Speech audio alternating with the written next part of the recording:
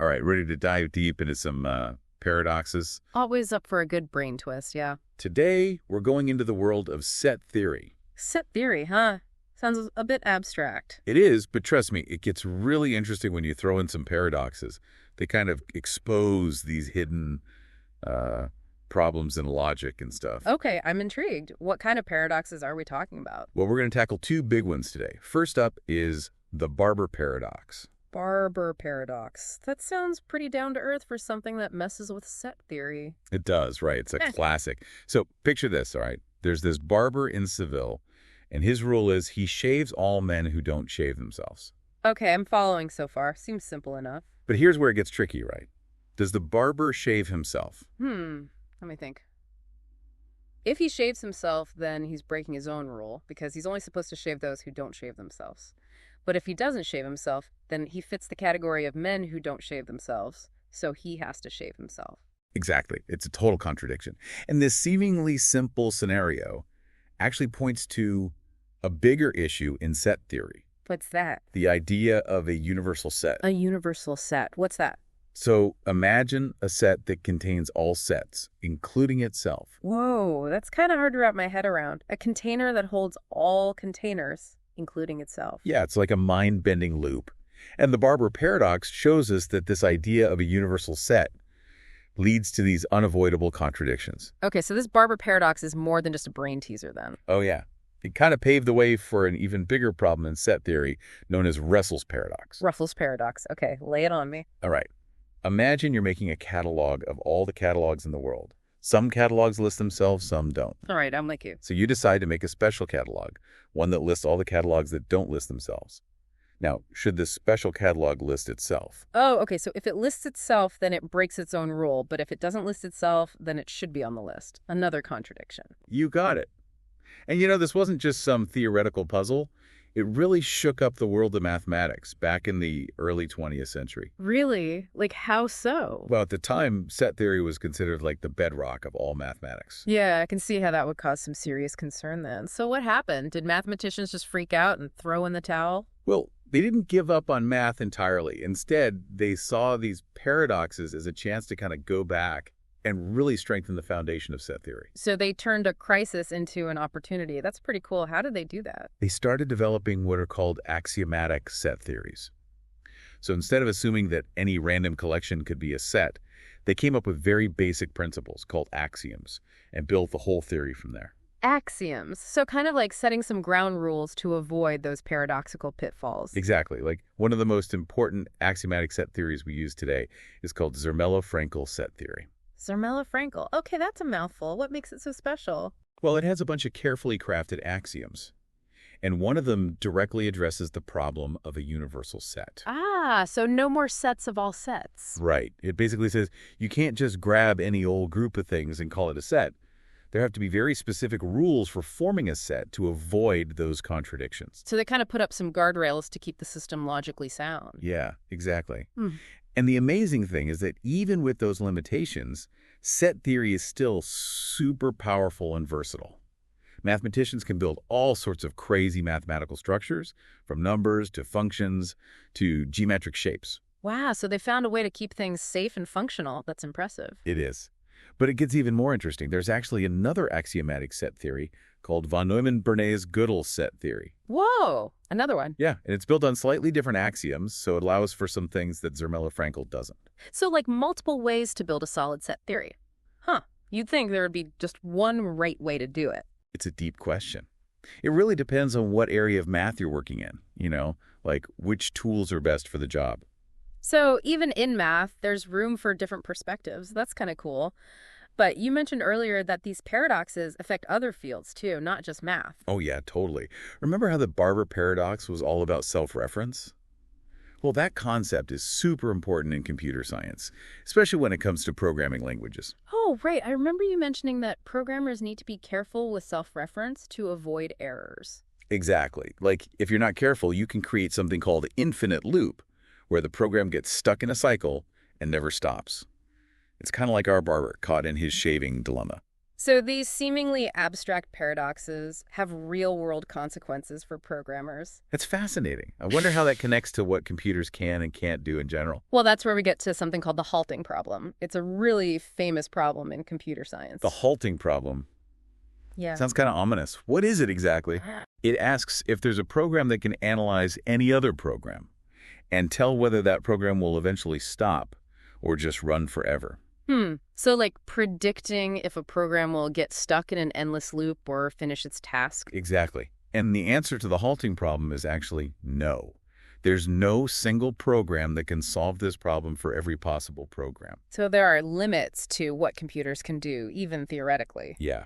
And the proof of this limit is directly tied to these ideas of self-reference and paradoxes. Wow, that's kind of mind-blowing. So these paradoxes are like revealing these invisible boundaries in the world of computation. Exactly. They show that there are limits to what we can compute, and those limits are rooted in logic and self-reference. That's pretty incredible. We've been from a barber to the limits of computers, all thanks to these paradoxes. It really shows how connected different areas of knowledge are, and that exploring paradoxes can lead to all sorts of surprising insights. But there's more. More. My brain's already kind of full. I know, right? But we got to talk about those linguistic paradoxes you mentioned. Yeah. The ones that mess with language itself. Oh, yeah. Those are fun. Remember that sentence? This sentence is false. Yeah, that one really twisted my brain. How can a sentence be both true and false at the same time? That's the beauty of these paradoxes. They expose the weirdness of language, showing us that meaning isn't always clear-cut. So they're like language puzzles that highlight the limits of what we can say and understand. Exactly. They make us rethink how language works, how we create meaning, and even the nature of truth itself. Wow, this is getting pretty deep. Do these linguistic paradoxes have any impact outside of language theory? Oh, yeah. Philosophers have been debating these kinds of paradoxes for centuries, using them to explore questions about logic, truth, and the limits of knowledge.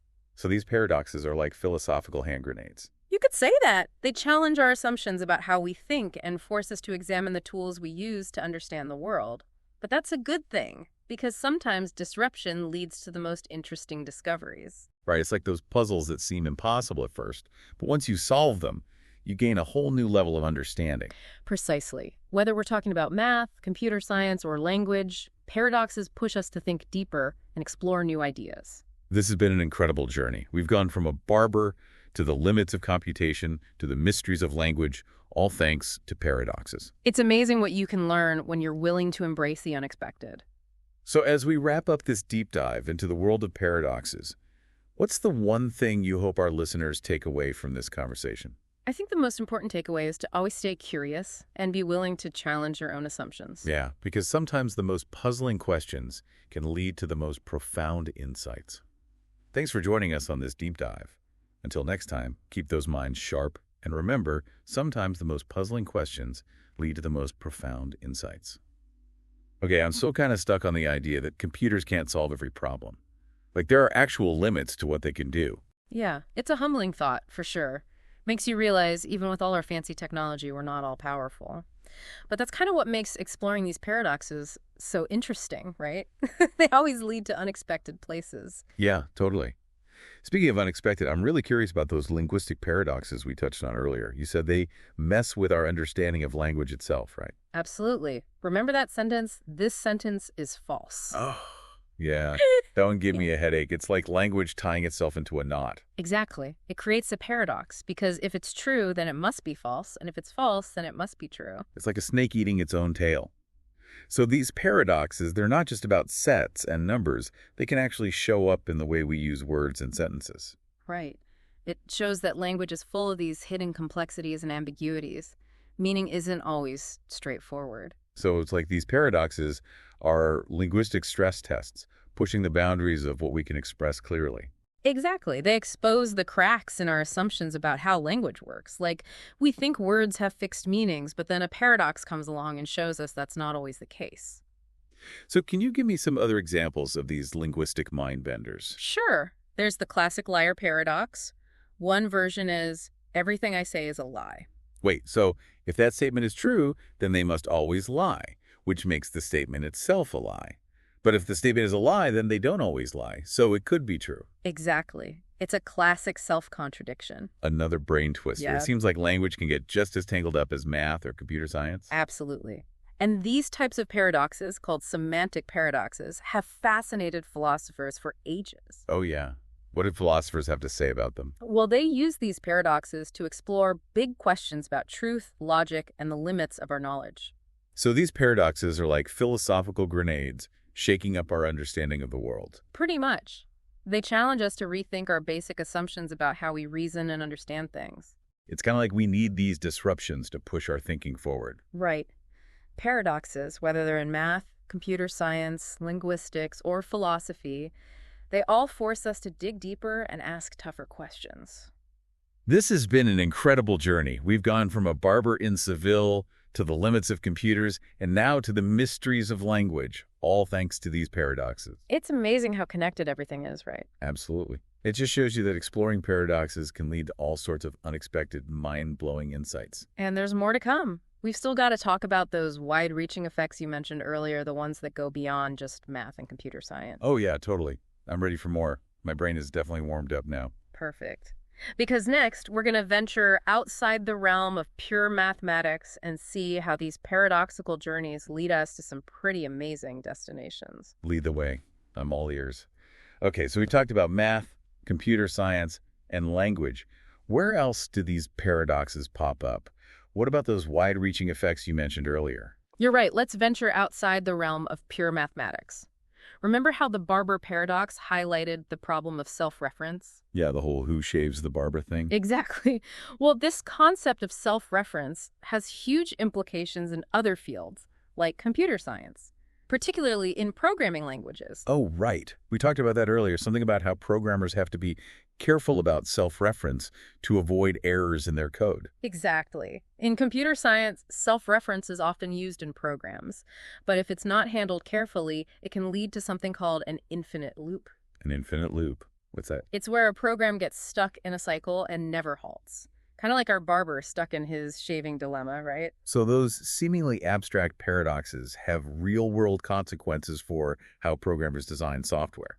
Absolutely. And it gets even more interesting when you connect this to a really famous problem in computer science, the halting problem. On the halting problem. Okay, I'm intrigued. What is that? It's a question that asks if there's a program that can analyze any other program and determine whether that program will eventually halt or run forever.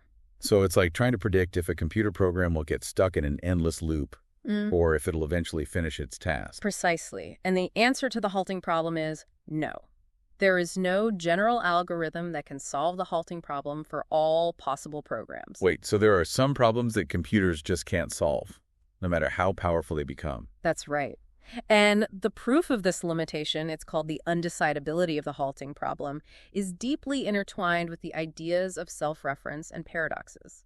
It's like a fundamental limit on the power of computation. Wow, that's pretty mind-blowing. It's like these paradoxes are revealing hidden boundaries, not just in mathematics, but also in what we can expect computers to achieve. Exactly. They highlight the fact that there are inherent limits to computation, limits that are deeply connected to the nature of logic and self-reference. It's a reminder that even in the digital age, there are some problems that might forever remain beyond the grasp of even the most sophisticated algorithms. So we've gone from a barber in Seville to the limits of computers and now back to language. Right. Remember those linguistic paradoxes we talked about? They're not just fun brain teasers. They actually have some pretty profound implications for how we understand language and meaning. Yeah, like that "this sentence is false" example. It still kind of boggles my mind. Right. It's a classic example of a self-referential paradox that creates a logical contradiction. And it highlights the fact that meaning in language isn't always clear-cut. Sometimes it can be slippery and paradoxical. So how did these linguistic paradoxes impact our understanding of language? Well, they force us to recognize that language is more complex and nuanced than we often realize.